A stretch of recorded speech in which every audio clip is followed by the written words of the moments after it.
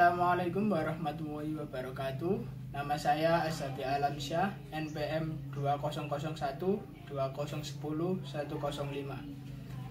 Kali ini saya akan membahas tentang pengembangan produk dan layanan serta proses strategi operasi dan implementasi terhadap perusahaan Gojek Indonesia. Sebelum kita membahas tentang pengembangan produk, terlebih dahulu kita akan memahami apa itu produk. Berikut merupakan pendapat produk menurut para ahli. Menurut Philip Kotler, pengertian produk adalah segala sesuatu yang dapat ditawarkan, dimiliki, dipergunakan atau dikonsumsi sehingga dapat memuaskan keinginan dan kebutuhan konsumen. Selanjutnya, menurut William J. Stanton, pengertian produk secara umum adalah sekumpulan atribut yang nyata maupun tidak nyata yang di dalamnya tercakup warna, harga, kemasan, prestis, dan lain-lain. Berdasarkan definisi tersebut, maka dapat disimpulkan bahwa produk adalah segala sesuatu yang dipasarkan ke dalam sebuah pasar dengan tujuan dikonsumsi atau digunakan oleh para pengguna. Jadi dapat kita pahami bahwa produk adalah barang dan jasa yang kita inginkan atau kita konsumsi sebagai seorang konsumen. Dan dari pengembangan produk tersebut yaitu menjelaskan secara terperinci yang mana di dalam tahapannya terdapat pemasaran, perencanaan, dan manufaktur.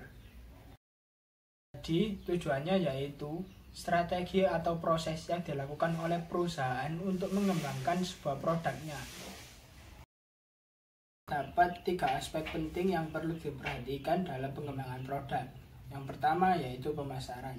Seperti contoh pada perusahaan Gojek sendiri, dalam hal pemasaran yang perlu diperhatikan yaitu identifikasi kebutuhan pelanggan, di mana perusahaan harus tahu mengenai apa yang dibutuhkan seorang pelanggan. Seperti contohnya, Gojek memberikan akses fitur yang berupa GoFood atau GoPay, yaitu perencanaan, di mana perusahaan harus mengetahui rencana yang akan dibuat untuk memahami seorang pelanggan.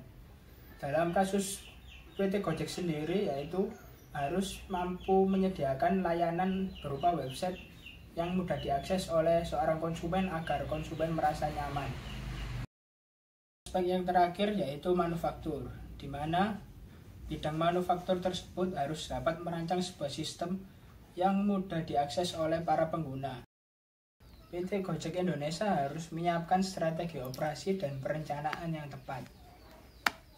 Hal tersebut dilakukan karena adanya ancaman yang berasal dari luar maupun dalam.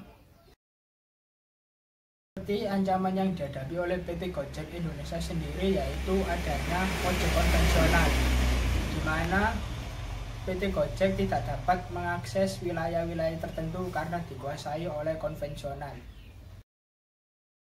Berikut ini merupakan perencanaan atau strategi operasi yang dilakukan oleh PT Gojek untuk mempertahankan perusahaannya.